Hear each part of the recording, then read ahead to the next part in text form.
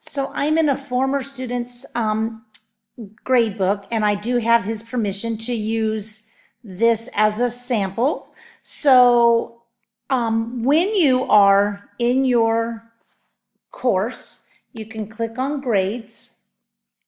And once you're on grades, let's see if that's going to go to grades. Okay. You can click on the assignment. This is how you read my feedback. And immediately my feedback will come up in this box.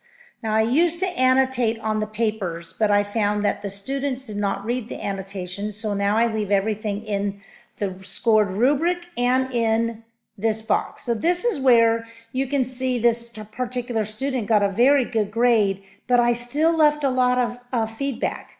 Grammatical errors might, things, words that he might want to use a thesaurus for, transitional words that might be better suited.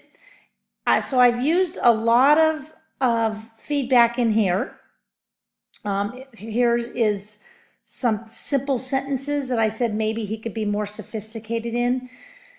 Academic vocabulary is very important when you are writing for a class assignment, and to use academic or advanced vocabulary. And then if you want to look at the rubric, which I highly suggest, you click on show rubric, and then that tells you all the feedback. And sometimes I write more personal notes in here. So always look at the feedback as well as the scored rubric. Hope this helps. Bye-bye.